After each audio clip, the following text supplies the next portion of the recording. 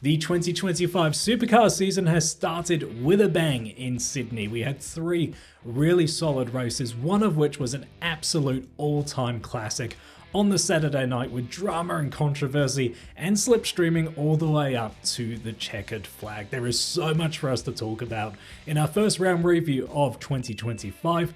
So let's get into it. Of course, we all want to talk about that incredible finish on the Saturday night, but the racing got underway 24 hours before, something a bit different for the Supercars Championship racing on a Friday, at least in the modern era. And it was a solid race, nothing incredible, but some entertaining action to get things underway. Waters was very much the clear leader out the front. His closest competitor, Feeney, had some bad luck getting a puncture late on in that race, removing any hope of a challenge, but I think Waters very much had that in the bag. And behind them, I really enjoyed the late race battle between Matt Payne and Tommy Randall. That kept things interesting on the way to the checkered flag. That brings us to our first real discussion point, though, around this Friday night racing. When it was announced, there was a lot of cynicism around this, a lot of pushback and some very warranted thoughts as well in terms of people not being able to get to the track or watch the racing live because of, naturally, it's a Friday, a lot of people are still working. However, a point made here by running on 7 cylinders says it was a surprisingly great weekend. Loved the idea of a Friday night race because, as I said on my TikTok channel, people were saying it's boring with no strategy, but the alternative is a second 30-minute practice session. And I know what 99% of fans would choose from those two options. I think 7 cylinders here makes a great point. This reminds me a lot of the cynicism that people have towards F1 sprint weekends. If you look at the new component, whether it's the sprint race in F1 or the Friday night racing here in Supercars, yeah, it often is disappointing, but compared to a practice session, it's so much better. Now, of course, the numbers did look really down on the Friday night. It was a bit of an awkward start to the season with seemingly so few people at the track, but that crowd certainly showed up on the Saturday and the Sunday. And crucially, it didn't feel like we were robbed of racing mileage on those traditional racing days at all. We still had some very decent races. So if we can get them racing wheel to wheel sooner in the weekend with less practice and more variables in the air, I'm all for it. Now, Saturday got off to a disastrous start for Blanchard Racing Team. Their two drivers coming together in qualifying on an outlap. It was painful to watch. Love was ahead of Courtney. Courtney went to overtake on the left-hand side with his lights on, which is normally the indication that a driver's coming through the field, and Love didn't see him, turned into him, and ripped the right rear corner out of that Snowy River Caravan's Mustang. Now, immediately it was interesting. We had two opposing views in the interviews. James Courtney seemed to think there was agreement that he would be going past Love on that outlap. Love didn't seem to remember that conversation, though. He said that he didn't know of any arrangement that would take place, and as a result, wasn't looking for it. Now, of course, we don't know when you got two opposing opinions, who is right, who is wrong. Obviously, only the team really know how it unfolded up until that point. But for me, I very much feel that regardless if there was miscommunication there at the team, you've got to have that situational awareness around you. And look, these cars must be so difficult to see out the side and back of. But even then, if it wasn't James Courtney, there was a very real possibility another driver from another team could have been coming through, and it could have been another one. So I've got to pin this one on Aaron Love. Despite him having a really tough 12 months in the championship, I really do want to see a turnaround for him because he's proven in other categories he's got the pace, but accidents like this really are painful for everybody. Now let's jump into the juicy bit. That Saturday night race was just incredible, wasn't it? It was a fantastic race-long battle up and down the field. It reminded me a bit of the last race in Adelaide last year. Just action no matter where you look. Nothing too dramatic in any one incident, but just loads of good hard touring car racing that was really good to watch. Of course, there were some more pinpoint moments though that we can look to, and I've got three that I really want to delve into that caused a little bit of controversy, but ultimately some great entertainment. The first one is that Red Bull double stack. We had a safety car called out for Richie Stenaway, who had an engine pretty much detonate under him, unfortunately, and then the whole field pretty much came in for their pit stop. Now, firstly, how good is it to see double stacking back? I know it can result in some really unfortunate results for drivers. It can really jumble the field up, arguably unfairly based on the chaos that goes on, but I like my racing scrappy. I like it unpredictable. I like not knowing what's going to happen next. And double stacking, like it or loathe it, it does generate that action and that unpredictability in the pit lane. All that being said, there are rules that govern how that chaos unfolds, and Red Bull got a little bit lucky, I think, not getting a penalty for some of the double stacking rules that are in place. Now, what happened here was that Feeney and Waters were in a close battle for the lead. Waters was the leader, and as Feeney came in for his pit stop, Waters was about to be released back into the lead, but was actually blocked by Brown, who was coming into the pit stall as the second Red Bull driver in that situation. Now that balked Waters up, and that meant that Feeney was able to get out in front and take the lead. Now the reason why this frustrated Tickford and no doubt the Ford fans is that there is a rule that when you are double stacking, you can't block the driver in the pit bay before you. You've got to sort of park alongside them, so they've got a clear way to get out and into the fast lane. Now, where it got really tricky is that it felt like Brown definitely came into the pit bay and had to wait for a fraction of a second, but Feeney was on his way out of that pit bay. So it was very line ball whether Brown should have waited or if he should have continued as he did behind Feeney. Now, either way, he blocked Waters to a little extent there. The tricky bit is knowing where the line is. At what point is the second driver allowed to proceed into their pit bay? I haven't read the rule book in enough detail to know if there is a particular threshold that needs to be respected. But I think regardless of what the rule book says, Red Bull got away a little bit lucky. It felt a lot more like luck than judgment getting away with that one. But needless to say, we still got a great end to the race. Now, the second flashpoint happened with only a handful of laps to go. Cameron Waters closed the gap to the leader, Brock Feeney, and made a lunge down at turn 4. Now, the camera angles made it really hard to judge at first, but the two made contact and Feeney found himself backwards. I wasn't really sure if he was up far enough and would have just plowed ahead, but Waters clearly wasn't confident enough in how that unfolded and decided to wait for Feeney and readdress so they could resume combat.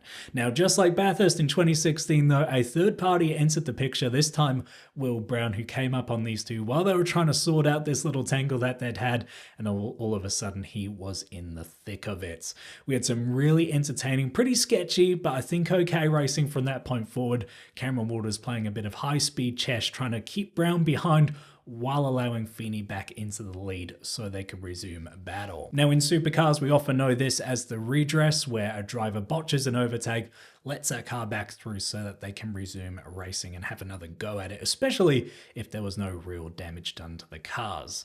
Now the stewards have sort of moved away from this in recent years, and you can understand why, because like we saw in Bathurst in 2016, it can end in disaster even for bystanders not involved in the original incident.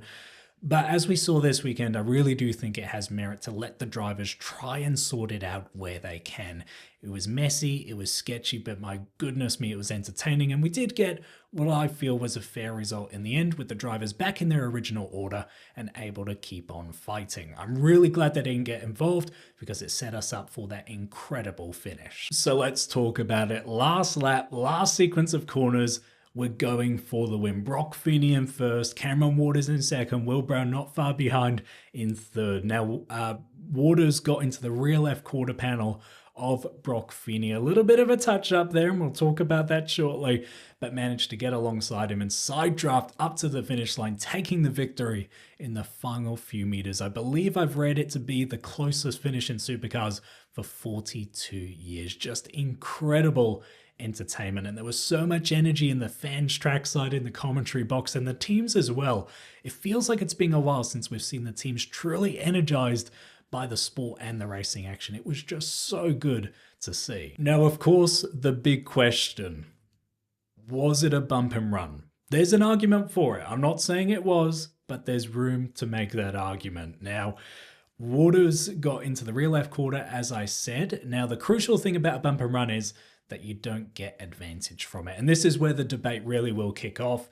For me, I think it was okay because Waters didn't really seem to get any increased speed from it. The gap, if anything, extended a little bit, and it was the bump from Will Brown behind that sort of got him back up to speed.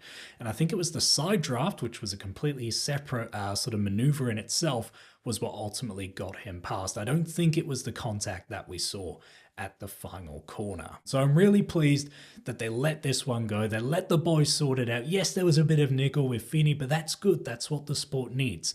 And we got some truly incredible racing as a result. That brings us to the final race on Sunday. Not as action-packed as the night before, but we still had a pretty exciting finish with some very late rain coming into the race and the drivers trying to stick it out there on slick tyres on a pretty wet track in the end. We saw some great car control. The action wasn't as frequent or intense as the night before, but overall, still a pretty solid race. And the key takeaway was that even in those conditions, Cameron Waters had it in the bag. 3 from 3 this weekend, such a stark contrast to 12 months ago. And that brings us to the comment here from Chris Croft saying, one thing I didn't see coming was Cam completely dominating the weekend. I think this weekend is what we expected him to do a year ago at the start of last season when SVG had vanished for the first time in many years from the championship. That weekend in Bathurst was a disaster. The wheels literally falling off that weekend for him. But this year, 12 months later, that operation and he as a driver seems so much more in tune, and he's setting himself up for a real championship charge if this continues. It's really, really exciting for the rest of the season. Final couple of comments here before I close this one out. I do want to quickly talk about the new Dunlop tyres. I feel like Supercars downplayed it. They didn't want to overhype it without seeing the racing, and fair enough, but I feel like it did deliver that compound. Of course, it's only one round, one track, but the tyres did seem to perform much better in the races. They don't seem to overheat as aggressively as the previous ones, and as a result, we saw some really prolonged battles that seem to have more intensity and lasted longer as well than we've seen in the past couple of years of Gen 3 racing. Fingers crossed, that's a good sign for the rest of the season. And then the last thing I want to touch on is the fuel rigs. This was something I personally downplayed coming into this weekend, but as pointed out by Mad Kiwi here, they had a pretty good influence on the racing. He said, how good are the new fuel rigs? I really like being able to see how much fuel they get in the car.